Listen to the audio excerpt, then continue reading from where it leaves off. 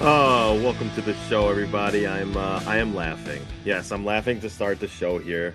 Getting a few texts from the Flyers Broadcast Network, who had to issue a public apology for some offensive remarks made on their live show last night. There won't be any of that here today, especially with our guest, Ryan Novozinsky coming up. He's never said anything controversial live on the air.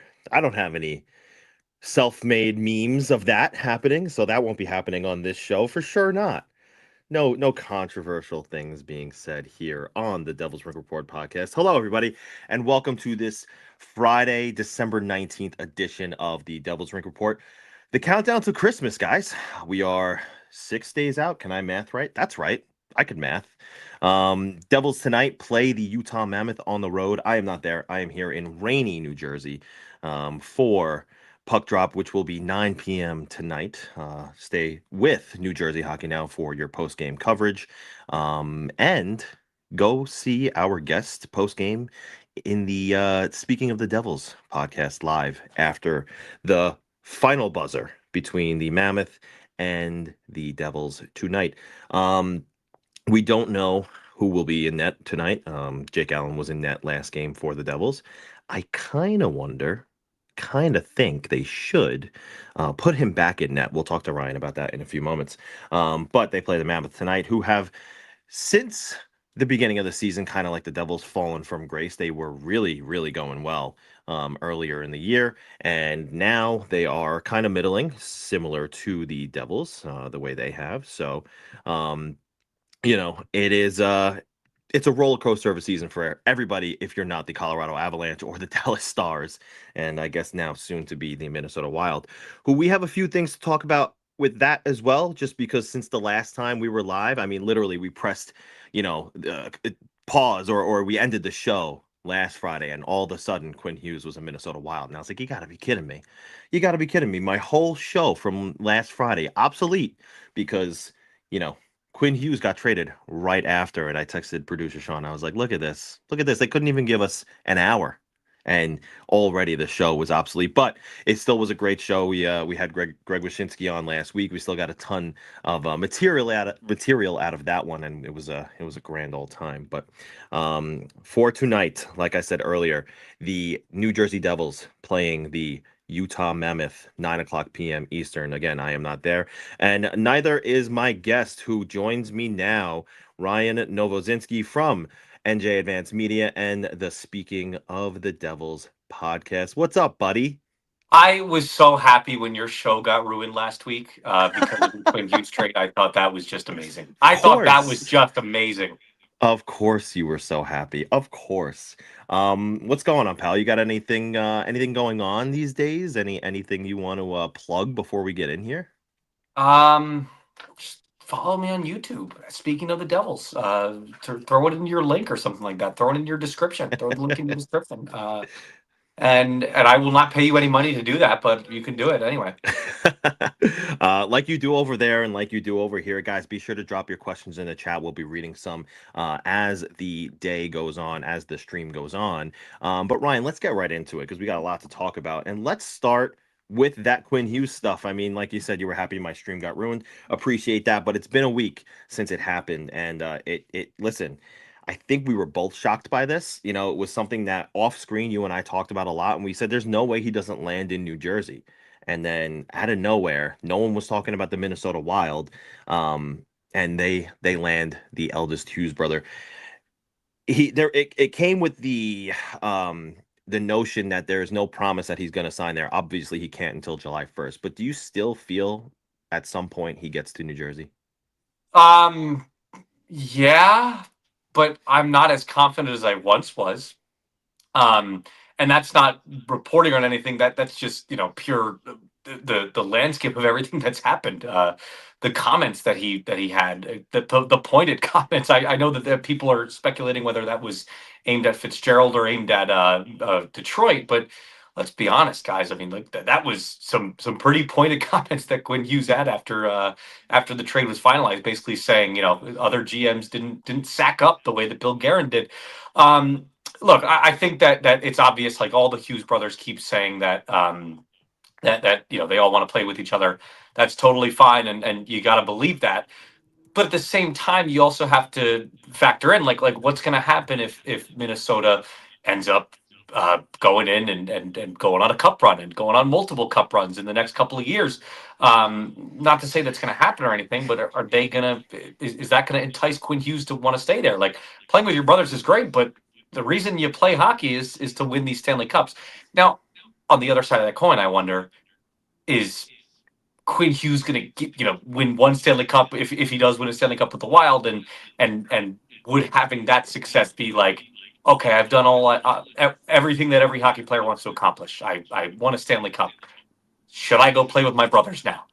Because I've accomplished everything I wanted to accomplish. I don't know. It's all interesting questions. I think ultimately he does wind up signing in New Jersey, but the fact that I'm not 100% sure now is kind of an indictment on the Devils. Yeah, I totally hear you. And, we kind of, you and I pieced together what happened here, a couple of reports, and then we spoke to a couple of players, and it kind of just seemed like they ran out of runway here. It almost sounded like maybe they got something, work in the works down the line, and it came down to, hey, can we move some money around to make this happen? And it's almost like they couldn't. Again, we're not saying for certain that is what happened, but did you get that sense too after, the reports that we saw come out and then our own little investigation that we did in the locker room? 100%. It sounds like the Devils had what was for a while a good offer that Vancouver looked like they were going to accept. And then Fitzgerald kind of bungled all this because he couldn't clear the cap space. That seems like, just looking over here at my thing. Sorry, something dropped. It was like under my desk. Don't worry. Sabotage. But anyways, yeah, like it was all the reports that have come out have reflected exactly that Fitzgerald could have gotten this done, but Minnesota swooped in, and yeah, they might have had a better offer ultimately than the Devils did.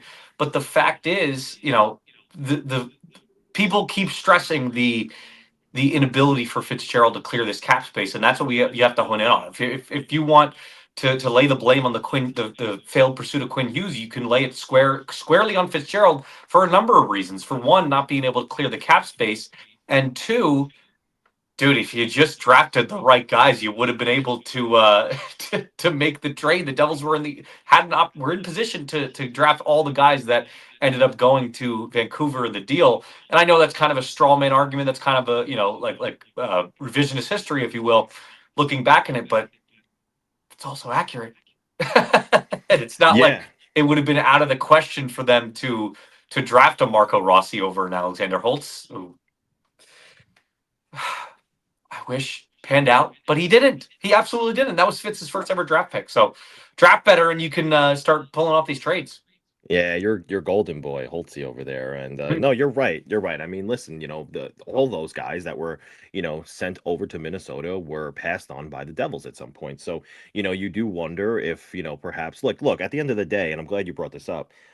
It's not Fitzgerald who's looking at these players and getting all the notes on those players live, in person. He's got a team, he's got scouts. So, look, yeah, is it ultimately on the GM? Of course, he has the final say, but God, we're gonna get into his job status here, but before that, I mean, let's just say there's a world where, which is possible, that he is still here after the season ends.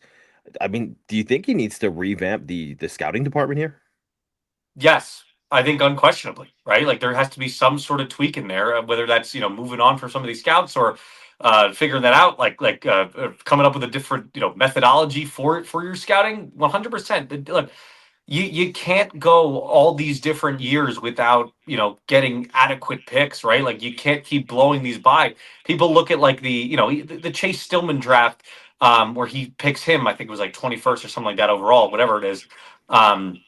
Sure, you get Luke in that draft too, and that's fine, and that will probably end up panning out in a good way. But right now, the way you look at it is he whiffed on Chase Stillman, he whiffed on Alex Holtz, he whiffed on time will tell if he whiffs on Anton Salayev.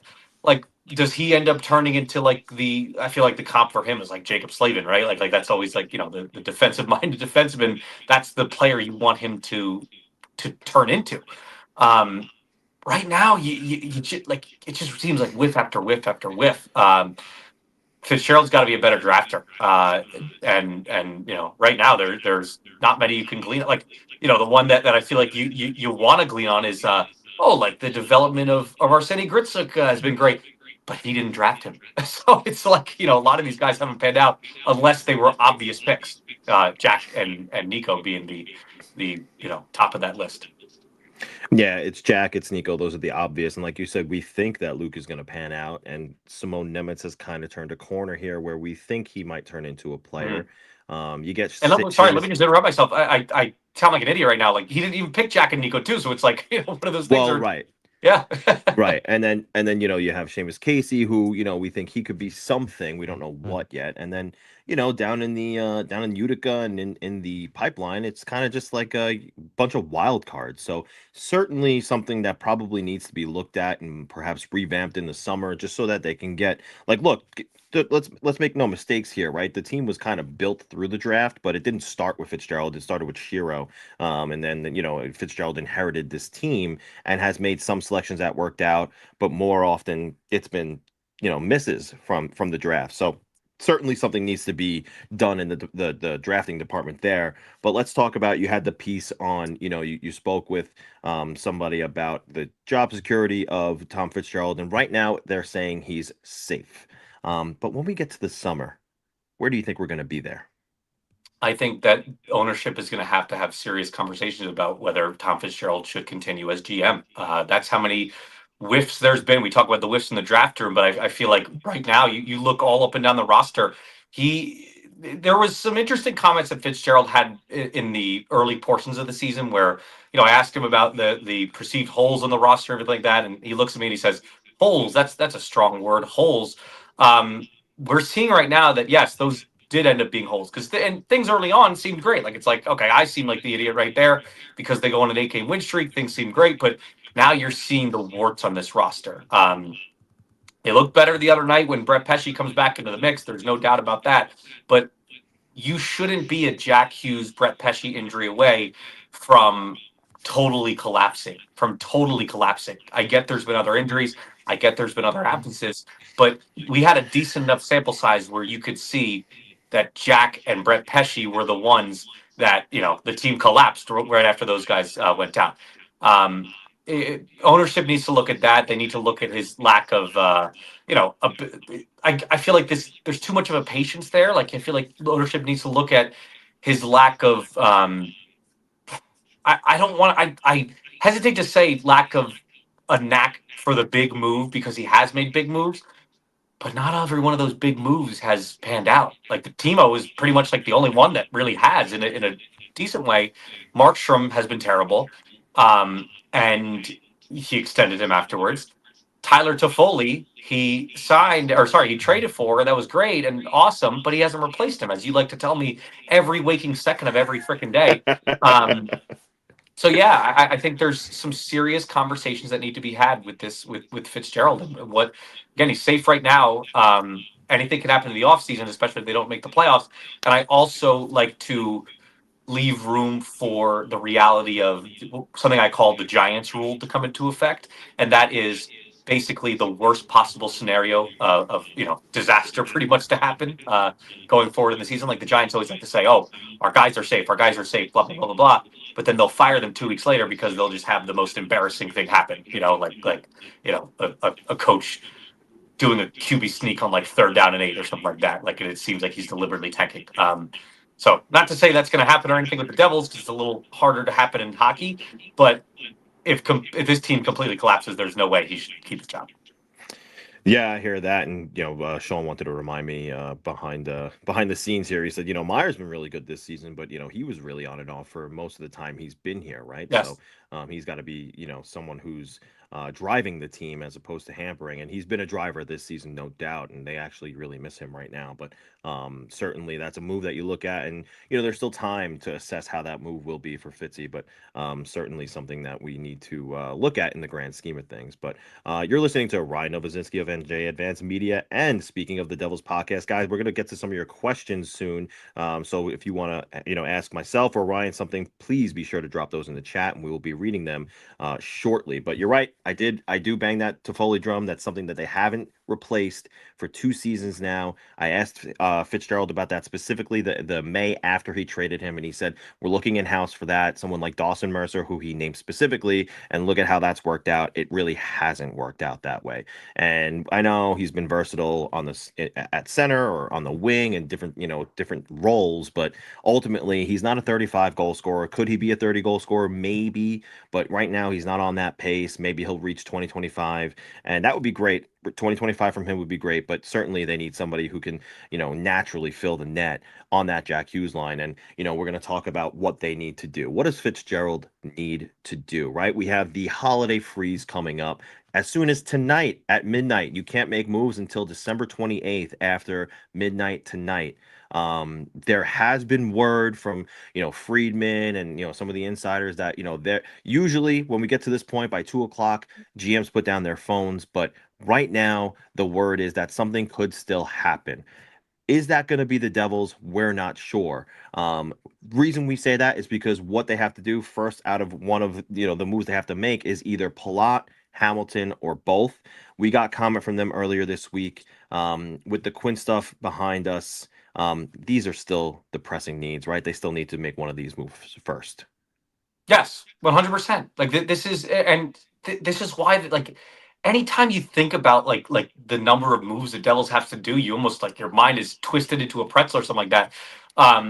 Like they have to figure out this Kovacevic thing. They have to figure out how to clear space in order to just get him back when he's healthy, which is coming up soon. Like I know that it sounded so far away whenever Fitzgerald talks about it at training camp.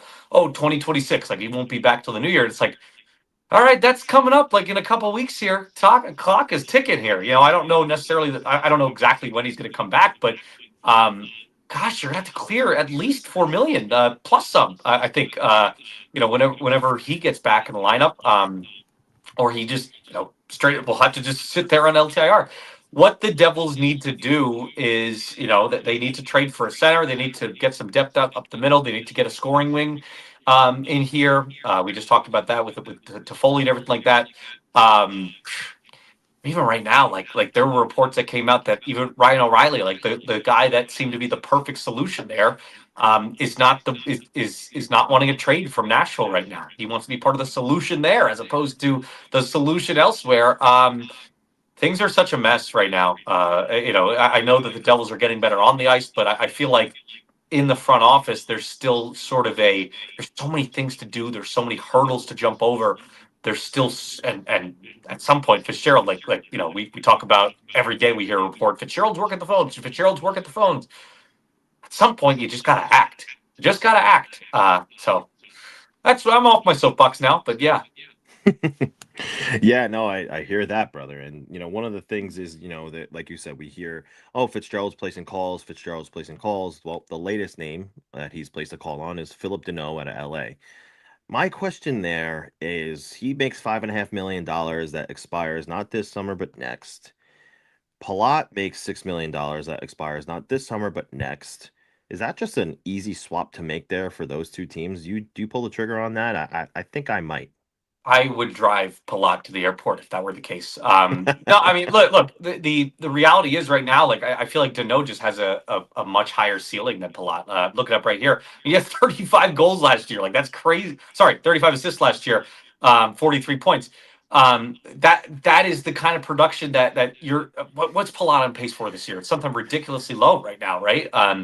Yeah. You totally do that. I saw on 32 Thoughts this morning too. Friedman says, the reality right now is that LA is pondering whether they want to move on because everybody's looking for center depth right now, whether they want to move on from a center because, even a low point scoring center like Braden Shen, I feel like even has some value out there just because of the sheer lack of centers in the league, or sorry, the sheer need for centers across the league. he's a perfect name. Like if you can get him for Palat and then maybe attach a pick there, do that every day of the week. I know the points haven't come by this season. He's only got 5 points this year, but you still do it because the upside is just higher than Palat's. It's at a position you need, and I just feel like Palat is just the Palat experiment has just kind of run its course. Also, by the way, he's expiring after this year, so you don't have to wait for the rest of the Palat experiment. Now, again, as Freeman mentions, LA is probably going to want to trade Philip Deneau for what is essentially another Philip Deneau. So is that Palat? Not really, because he's a wing, and but he is a good playoff resume, good veteran kind of forward. Maybe that tips the scales if you throw a pick in there, and if that's the case, then sure, do it. Yeah, it's certainly interesting, and one of the things that I look at here is, like you said, Palat is on pace for little to nothing here. He's gonna, by the end of this season, if he keeps at this pace, 82 games, he's scoring 5 goals and 17 points. That will be the lowest point total he has scored since his rookie season, where he played. A full rookie season in 2013-14, where he scored 23 goals and 59 points. After that, he's 63 points, 40 points, 50 points. So he's consistently been in his Tampa Bay Lightning career 40 to 50 point player, and with the Devils it just hasn't been that way. And he's on pace for his lowest goal scoring total and points total yet. And look, Philip Deneau, like you said, no goals and 5 assists through 30 games, but his shooting percentage can only go up. He's not going to be at a zero shooting percentage for the rest of the season unless they keep healthy scratching him, and I don't see that happening. So if they want to move on from this guy, they're going to have to get him back in the lineup and showcase him a little bit. And like you said, he brings these other intangibles too. He's touted as one of these excellent two-way centers who gets it done in all three zones. So certainly, the center position is a position of need. The Devils have the wingers that they can utilize, and it's certainly something they're going to have to figure out. So I mean, look, like you said, it looks like Ryan O'Reilly's not going to happen. LeBron reports that this morning. I mean, at least not right now, right? If we get closer to March 6th, then maybe there's a different conversation happening there. But right now, it's not going to happen. He's stated that he doesn't want to move on from there. They're treating him like he has a no move clause, and they're honoring that as well. Last one here for you, buddy, and then we're gonna get into some questions from the chat. But going into tonight, obviously, Jake Allen starts last game, but how do you not ride him and start him again tonight and have him at least in for, I want to say, 70% of the starts right now? The only reason you don't is because Jake Allen can't handle it. Like that's the only reason you don't start Jake Allen. And I don't think that's a necessarily great reason. I would ride him as much as you can. Look, he is proven to be the goalie that that Fitzgerald. Like if Jake Allen's skills were Jacob Markstrom, we all wouldn't be complaining about Markstrom. And oh, by the way, he just so happens to make what $4 million and then some less than him per year, or he's going to starting next year. Yeah, you got to continue riding him. I would right now. I just don't know that Sheldon will do it. Sheldon's a little interesting with his goalie deployment. It looks like especially with Markstrom, these guys getting older and everything like that. 35, both of them, 35 plus years old. It doesn't look like he wants to necessarily give them the reps, but I'm always about riding the hot hand. I don't see how you could get away from Allen right now. But all that's going to fly out the window when we see the Jacob Markstrom leads the Devils on the ice tonight. Tweet tonight. Yeah, I'm with you there. I think they should be starting Allen. I think it should be. I think he can handle it. By the way, I don't think he's out of shape in the sense that he couldn't do I guess be deployed for 2 to 3 starts in a row.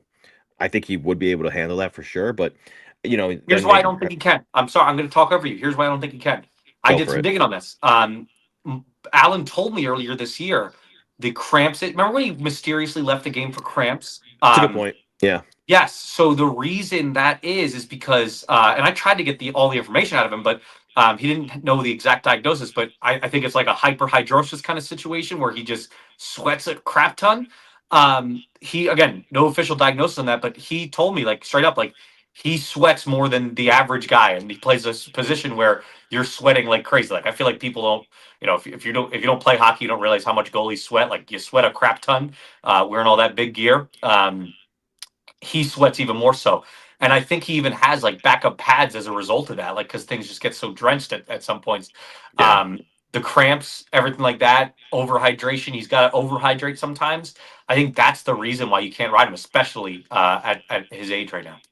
Yeah, no, it's a good point. I actually forgot You're that was wrong. a So you're that was wrong. that was a storyline earlier this season. I did certainly forget about that. So it's a good Of point. course you did. But listen, I mean, there's been a few days in between games here, and it's a lighter week this week. So maybe that's a factor, maybe it's not. But you're right. We'll probably see Jacob Markstrom leading the Devils to the ice tonight. We will see against the Utah Mammoth. All right, let's get to some comments here from the chat, some questions. Sean, if you want to pull the first one up, and we will read it here, and we'll get some answers from either myself or Ryan. Zach Shin 7210, special question of the day. Whose questions whose questions does Sheldon Keefe like answering more? This is James easy. or Ryan? Yeah, this is easy because has he ever pushed back on me or has he pushed back on you? He's pushed back on you. He's pushed back on both of us. Let's be He's honest. pushed back on you worse though. He said you asked him if Dawson Mercer was looking lost last year, Oh and he yeah, looked at you that's and right. said lost, like you were an idiot. Okay, he's never looked at me like I'm an idiot. Yeah, I admittedly probably didn't find the best words in that moment. But hey, last week he pushed, or no, a couple weeks ago, he pushed back on you, and he's like, it doesn't really matter the timeline, does it? Yes, it You does. know. Yeah, of course it does. Of course it does. No, great question, Zach. And now you can Zach see always has great questions. this is a little peek behind the curtain. Some of the banter that happens between Ryan and I in the press box. It's a great time. We have a lot of fun. But thank you, Zach Shin, for your question. Nichols Go told ahead, me the other day that my banter was lacking. So try to get it back up. Yeah, it wasn't as good as it's been. He was definitely on the injured list that day or something. I don't know what was going on with him, but at Steve_KS says, "Hi guys, how far has Fitz set the Devils back with his generous no move, no trade contracts, if at all?" Good question, Ryan. I'll let you take this one. I think a lot. I think that it's hampered the Devils in making moves this year. Again, Andre Palat denies that he was the one that has even been approached to waive his no move clause or anything like that. So whether you believe him or not, like that's what he said, and he didn't hesitate at all when he said it. Dougie Hamilton did not deny anything. Like he kind of just straight up refused to answer. So it sounds like that might have been the case with him. Either way you spin it, it sounds, and every report has been out there about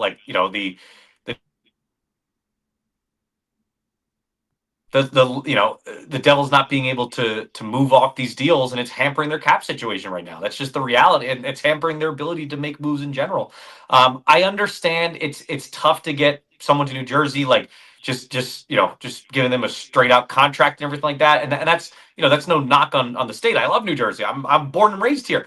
But it's a high tax state, and a lot of these, players are going to want to go to Florida, like or anything like that, like places where there's not necessarily any taxes that you have to worry about, no state tax you have to worry about.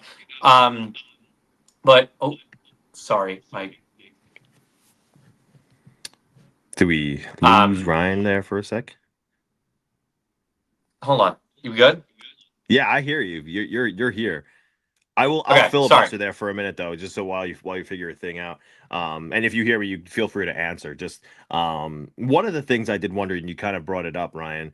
If you still hear me, I don't know, you just jumped out. But I hear you. I got you. All right, perfect. One of the things I do wonder is, like you said, like it's hard to get players to New Jersey, and by no means am I making excuses for Tom Fitzgerald here, but that's probably part of the reason why he does hand out some of these clauses is just because he's got to convince guys to come, and that's why you're seeing him at the top of the league in no move clauses.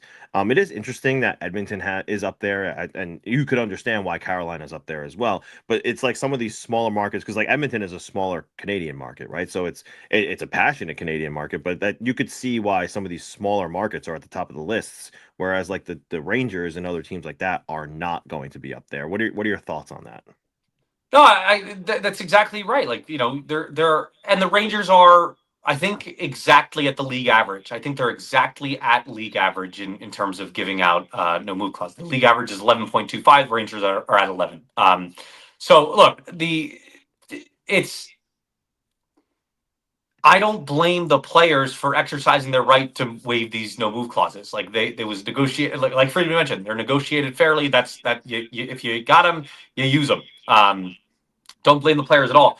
I do blame Fitzgerald for creating a problem that, quite frankly, like it's going to take a heck of a lot for him to get out of this problem, and that's the biggest point in what I mentioned earlier, that ownership is just going to have to they're going to have to like take a deep, long look at that at the end of the season whenever they're evaluating Fitzgerald. It's like, can he put us in this situation? Can he be the one to get us out of it? I don't even think a lot of these contracts that he handed out no move clauses for were necessarily ones that were lauded at the time. Let's be honest. Like, did Evgeny Dadonov, who's played like one game this year, did he really need a freaking full no move clause for 1 year? What are we doing? Yeah. Yeah, yeah, I know. It's certainly interesting, and like I said, you could see the reason for that being, we need you here. Maybe you're an Arseniy Gritsyuk mentor, which look how that's worked out. He hasn't really even played, but certainly it is a problem, and it's hampering them right now. It's definitely hampering them right now. In an alternate universe, in an alternate Marvel universe, the Devils have Quinn Hughes right now. If it weren't for these the no move clauses, so Yes. all right, great question. Let's get to a few more here, Sean. What else we got? The weight lift in Glab. I hope I said that right. I'm not. The weightlifting lab, you stupid idiot. The weightlifting lab. You're right. My You're right. God. Sorry, reading these live. There's no point in making moves for the sake of making moves. Quinn Hughes would not have been a great move for this team. It's not what the team needs right now, and it would have created many holes.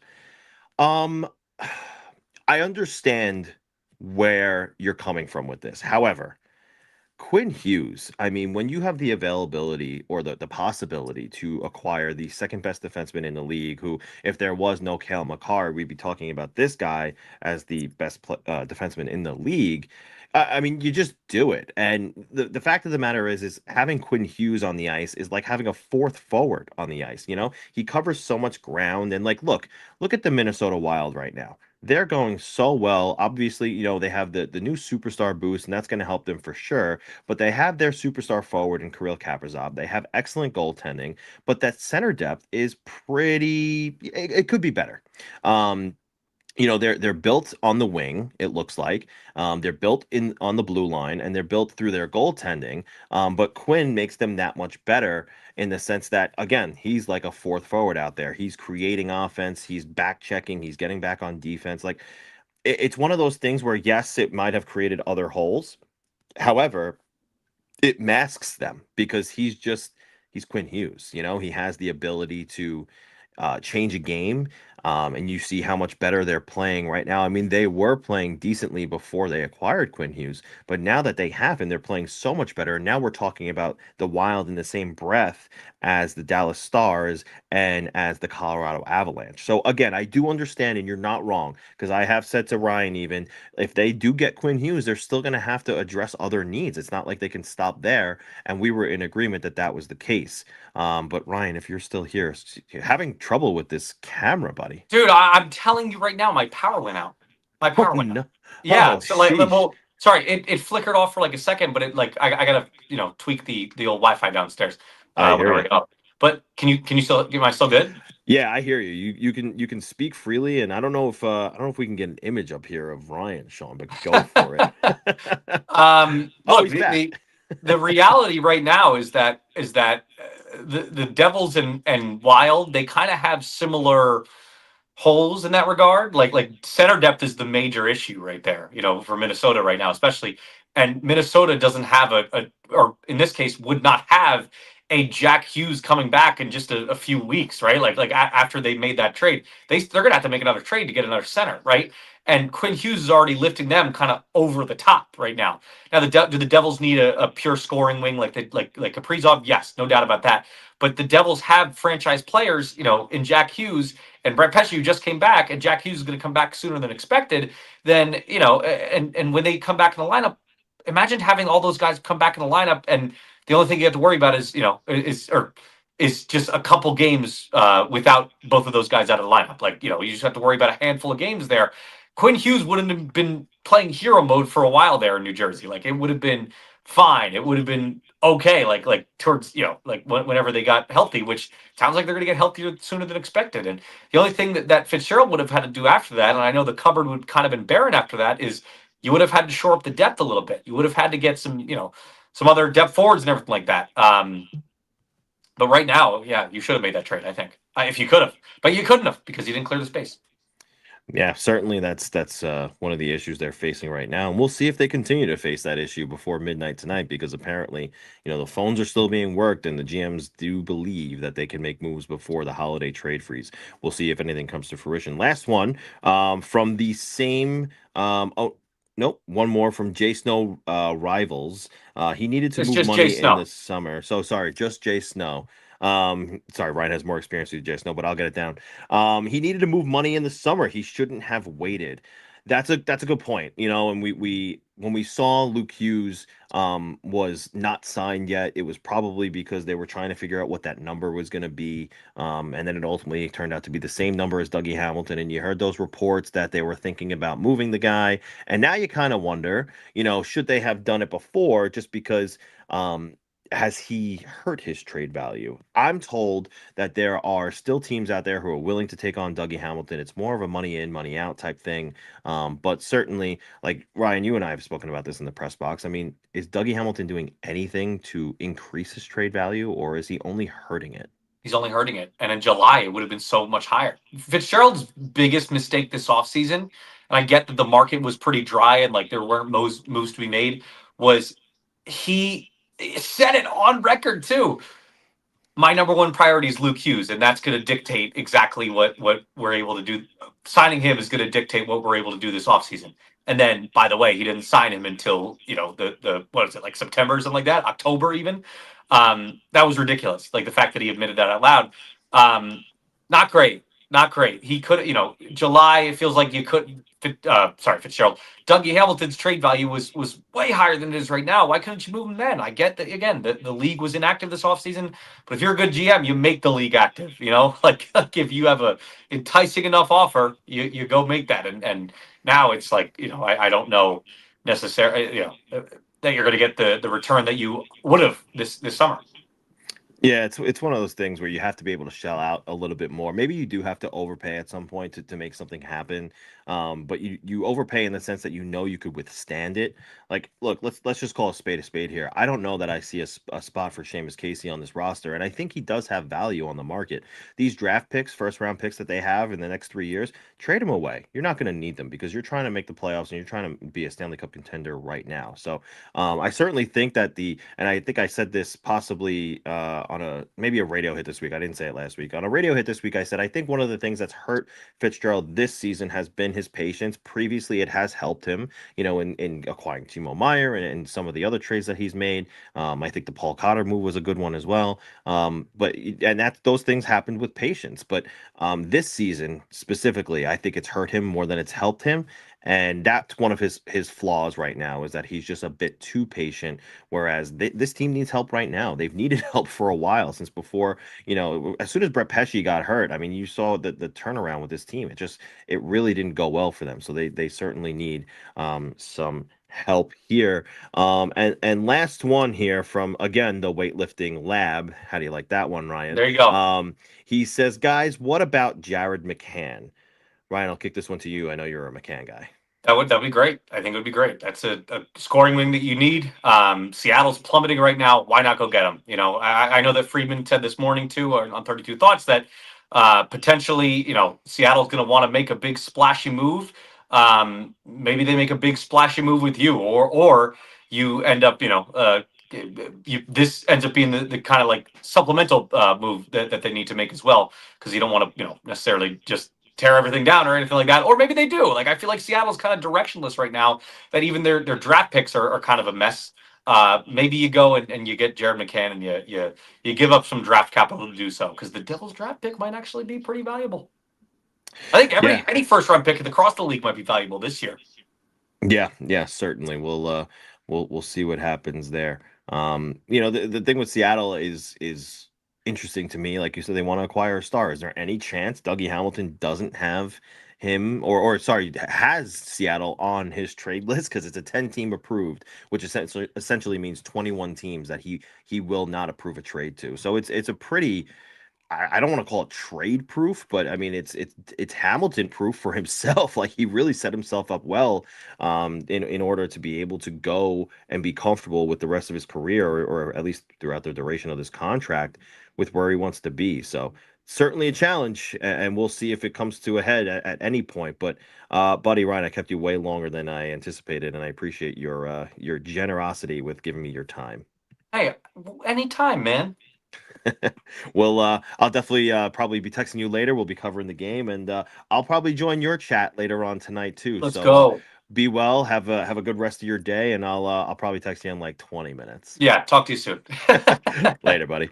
That's Ryan Novozinsky, speaking of the Devils, NJ Advanced Media reporter, and there he goes. Guys, thank you so much for sticking around and joining the chat and asking these questions. Chat is lively. I love seeing you guys hanging out here and talking Devils with us. You know, Ryan and I certainly love doing that, and it's always great to have him on for his monthly hit. He does this with us once a month, and he's happy to do so. But let's press forward, and I have a few notes here. Sean puts together this excellent curation of lists for me to talk about each week. Usually I go in and I say, what am I going to talk about on the show every week? And Sean's already got them in there. However, I will say a lot of these points we already spoke about with Ryan.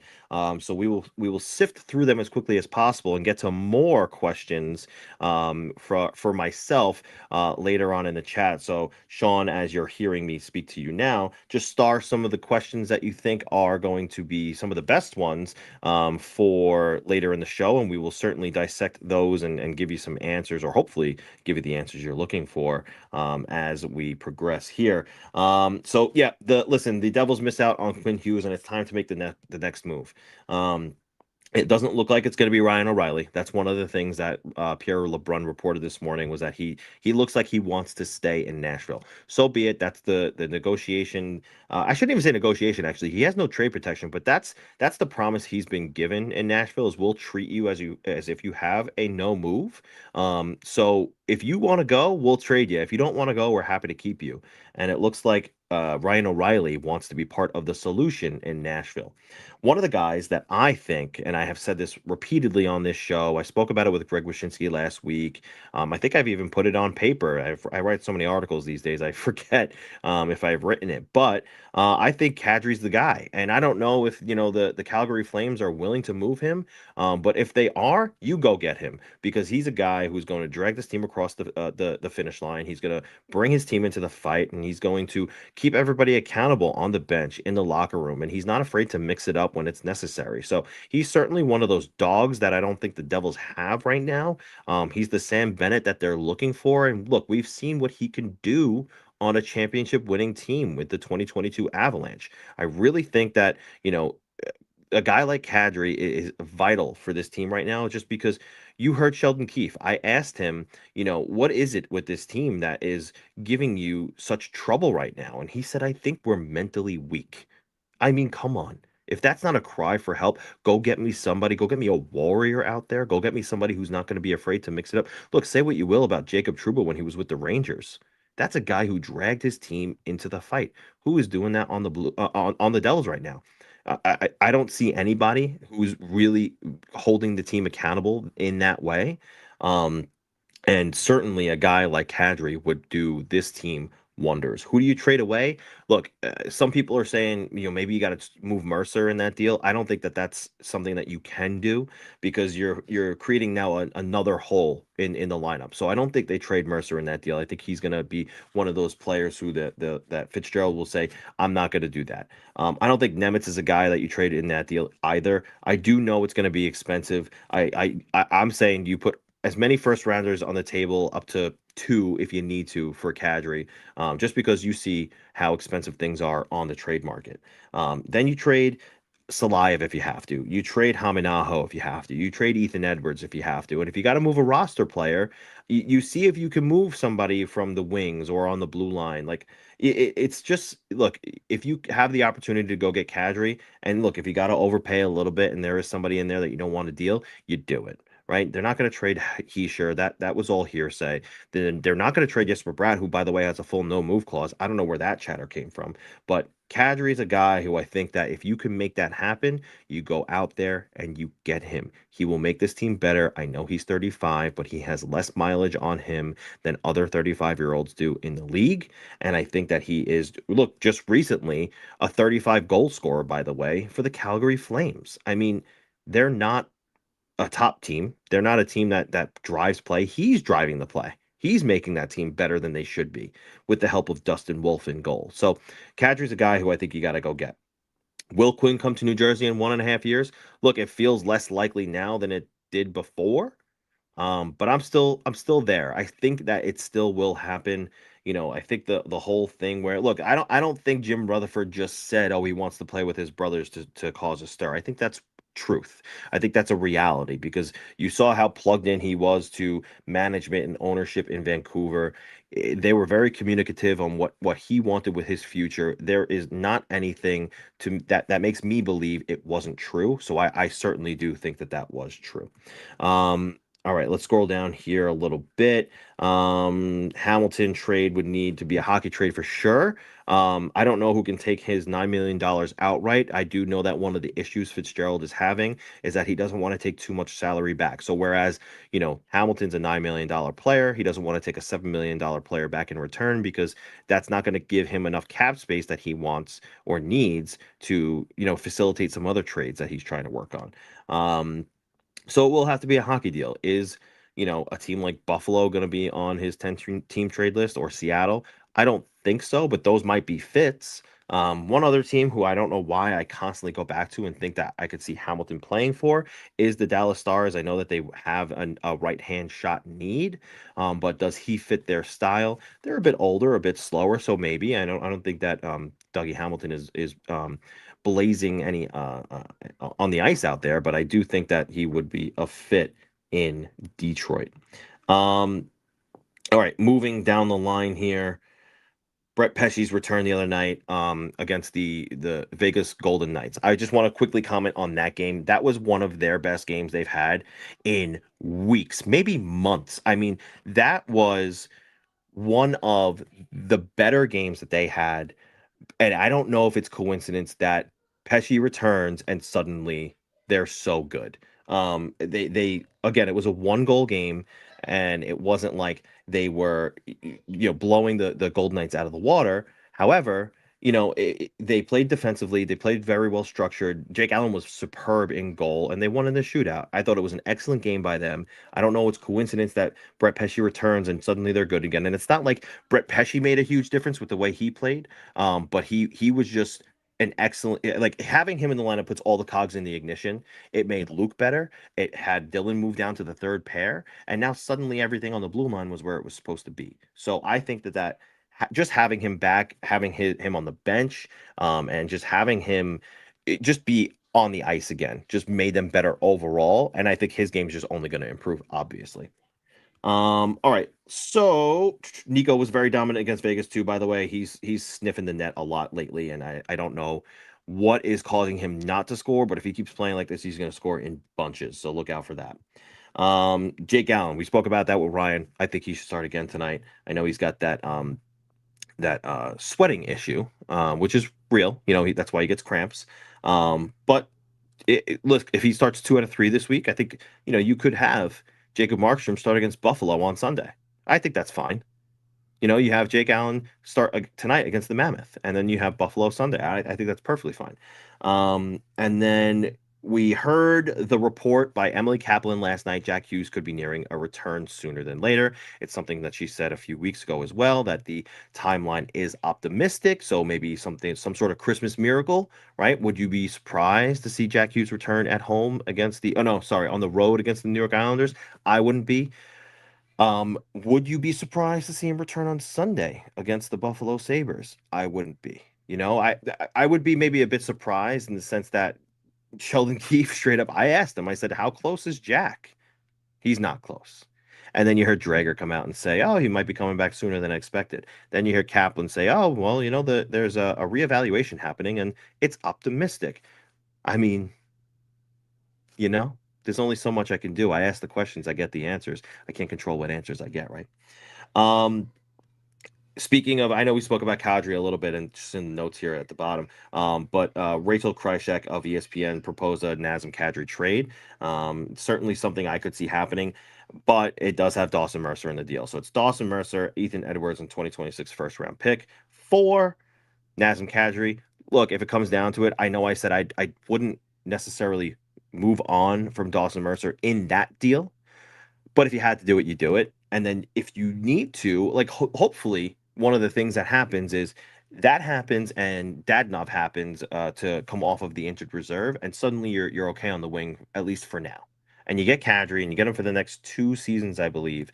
After this one, I think that that's okay. And then you address your wing after that. But we will see if anything does happen there. Again, nothing imminent, nothing even reported that the Devils even placed a call. But we do know the lines of communication between New Jersey and Calgary are open. Jacob Markstrom, Tyler Toffoli, these things have happened in recent history. Okay. Sean, let's get to some questions. We got lots of activity happening in the chat here. We got lots of questions, I think, queued up here. So let's start with whatever Sean deems to be an appropriate first question. Okay, at SST6601 says Kadri won't happen, not even if Hamilton is moved. Calgary won't be retaining. That's fine. I know that they don't retain much in contracts or sorry, in transactions or trades ever. Unless it's the Jacob Markstrom deal, which so happened to be against or with the Devils. But look, if you can somehow figure out how to move on from Palat and you can figure out, how to move Hamilton. I mean, look, even if you can figure out how to just move one of them, we have to live in this reality where we understand that both of these players might not be moved, which means only one need could be addressed. And that's going to have to force somebody else in the depth chart to step up their game, whether it be Arseny Gritsyuk or maybe Paul Cotter, who I spoke to the other day, and he's just like that dude knows that he has it. He's just got to be able to put the body and the mind together, and he could be. I certainly think a guy who can at least pot 20 goals. But somebody else is going to have to step up in the lineup. I think we're living in a reality where only one need could be addressed. Is it going to be the center? Is it going to be the wing? And the reason why I'm so, gung ho on Kadri is because he can play center, certainly behind Jack Hughes and Nico Hischier, and he's a luxury to have at 3C. But what happens if, Jack Hughes comes back and his hand isn't up to snuff and he's struggling to take face-offs and, you know, all of a sudden the shot isn't, as good as it was before he got hurt. You can have Kadri slide up. You can have him take the center role. You can have him take the faceoffs. You can have him be the shooter, where Hughes is just going to feed him, right? So that's one of the things I think of. I think that Kadri would be happy to waive his no move to go to a team that could win.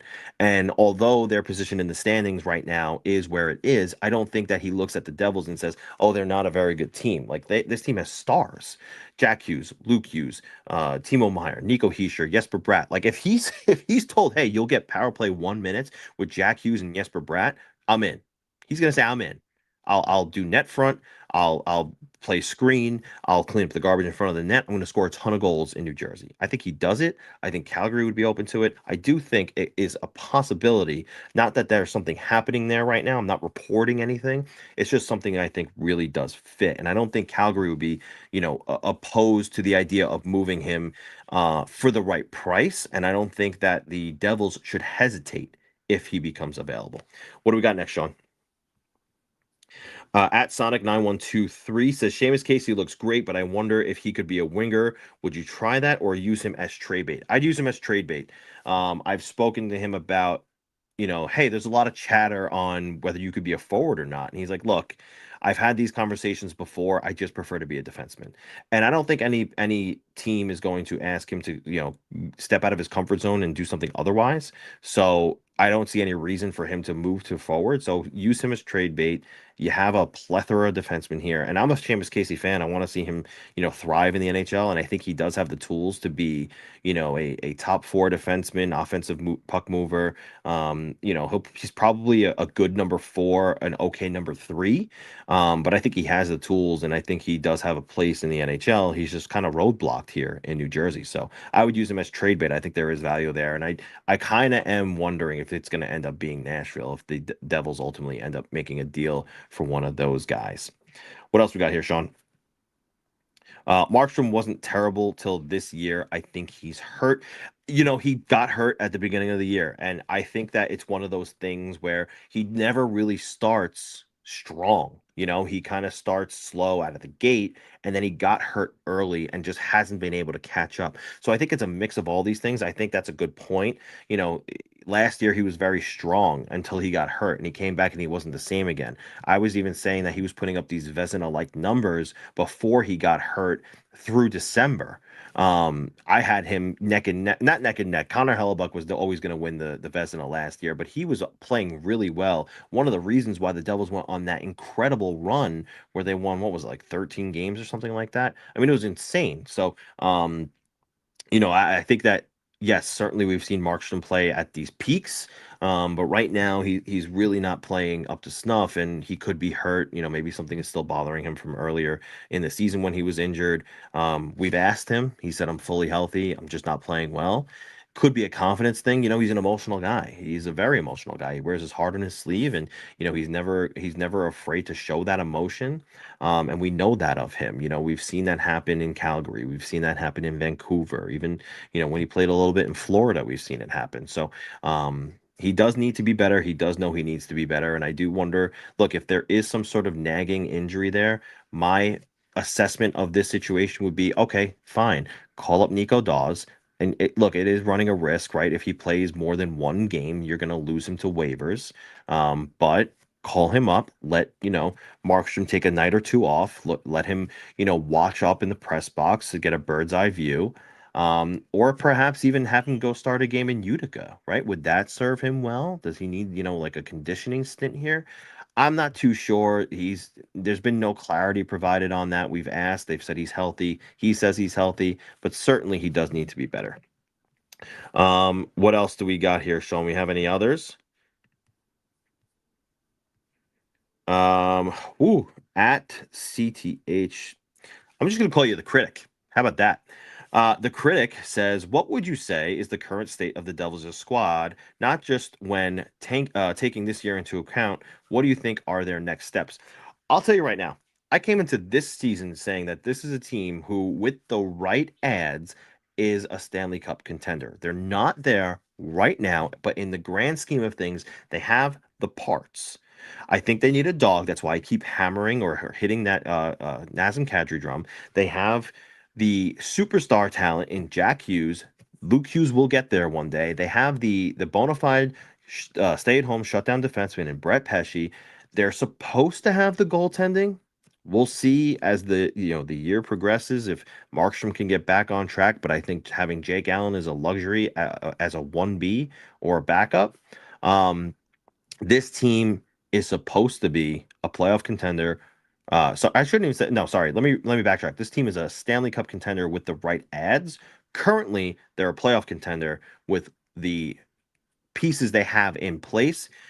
You want them to get past the first round this year. Like, it's not an option. I understand where they are right now. Right now, they're on the outside looking in. They're not that far out of it, and there's plenty of time to make up the ground. You can't afford to lose games right now. I'm not saying tonight is a must win, but you want to at least see them play a meaningful game. You don't want to see them, get down to nothing and sink into themselves. You want to see them fight back if they have to. You want to, even before that, you want to see them take a lead. So right now, the Devils are a team that, no excuses, should be in the playoffs. And with the right ads, they should be a Stanley Cup contender. They're just not there yet. You need Nico Hischier to get more experience in the playoffs. These guys are in their mid-20s. They're not getting any younger. You need Jack Hughes to get more playoff experience. You need Jesper Bratt to get more playoff experience. You want the young Luke Hughes and Simone Nemec, if he is in fact part of the future, to get more playoff games under their belt. No excuses. If they miss the playoffs this year, it is a disaster. It is a catastrophe. And there needs to be accountability for that. And we all know where that's going to start. This is not Sheldon Keefe's fault. I understand you can look at, John Cooper in the Wild and the Wild, excuse me. You could look at John Cooper and the Tampa Bay Lightning and say they're playing above their ability with how they're injured as well. You could say the same with the Florida Panthers, but they've been there, done that. The Devils have not been there and done that yet. And they need to be the team that is there and has done that after this season. They need to overcome this adversity. They need to get mentally tough, just like Sheldon Keefe said. Look, the reason why I was so for the Sheldon Keefe hire is because he is the mental toughness that this team needed, right? As a player, I don't know how many of you in the chat or watching this have seen, his playing career. He wasn't an NHLer full time. He played very little in the NHL, but the time he did spend in the NHL, he was a pest. He was in the face of anybody he could be in the face of. He played a hard-nosed game. He was standing net front. He was screening goaltenders. He was laying the body, and he's not the biggest guy, right? When he was playing, and even now, he's not the biggest guy. He's 5'11". He's not even 6 foot, you know. But he played a hard game, and nobody on the Devils plays a game like that. Sans Timo Meyer and Brendan Dillon, right? But they need more of that. They need more of that, and they don't have it right now. And I think that they need that mental toughness and they need that physical toughness. And I'm not saying they have to go out and get a Curtis McDermott. They had that already. I'm not saying that at all. They need somebody who can do everything. And that's why, again, I know I keep saying this and I keep bringing it up. Nazem Kadri's the guy. They need mental toughness. They need somebody to come in the locker room and smack him in the face and say, it's time to man up and fulfill the team that you're supposed to be. Everybody's got to stay healthy on top of that. It's certainly a factor. But this team, make no mistake, is supposed to be not just a playoff team. They have to make the right ads, and they could be a Stanley Cup contending team. They're not that right now. Right now, they're a playoff team. And for the next several years, until they make the right ads, hopefully it's sooner than later, they need a top six winger who's going to score, complement Jack and Bratt on the wing. They need a third line center who's going to push Cody Glass. Don't get me wrong. I've enjoyed watching Cody Glass's game. But if he's your fourth line center, you're doing something right. They need somebody to push him down in the lineup because I was a fan of Luke Glendening. He's not cutting it on the fourth line. You need a center. You get those pieces, you will have great success. I had Jeff Marek on a couple weeks ago. He says, if Ryan O'Reilly is your third line center, you're going to probably compete for a Stanley Cup. If he's your first line center, that's not going to happen, right? They need a center. They need center depth. And that's the most pressing need right now. They need physical toughness, tied for the most pressing need right now. Mental, did I say physical? They need mental toughness, tied for the most pressing need right now. Go out and get somebody who's going to hold the locker room accountable. You need that. Everybody, that's going to do it for Devils Rink Report this Friday, December 19th edition of the show. Thank you so much for joining us today. If you like the show, please do me a favor, smash that subscribe button. We're trying to make our trek to 1,000 subs. And if you do that, and if we get to 1,000 subs, we promise we are going to start publishing on RSS feeds or your favorite podcast platforms. We just want to get to 1,000 on YouTube first. So please, if you like the show, smash that subscribe button below. Tweet this link out, send it to your friends, send it to any Devils fans you might know if you're enjoying the show. And let's get to 1,000 there so we can start being in your cars with you. That would be such a great experience for you guys to be able to listen to this when it's done, because we have a ton of great guests every week. Overall, every week, I think everybody's enjoyed the guests that we've had. We have Ryan once a month. So if you enjoyed the show, please, please, please smash that subscribe button and join the community, participate in the chat, and we really appreciate having you all here. Tonight, the Devils take on the Utah Mammoth in Utah, 9 o'clock Eastern PM time. Puck drop about 9:08. It's going to be a late one, so have your espresso, have your coffee ready. I know I will. I'm not there, but I will be back with the team when they get back home, probably Saturday for practice and then Sunday for their game. 2 games left after tonight until we hit the Christmas break. The holiday break, by the way, the holiday trade freeze begins tonight at midnight. So look, keep your phones on and keep them close because something could happen, but I'm not saying anything will. It's just possible. But until next time, everybody, thank you so much for joining Devils Rink Report, and we will catch you next week.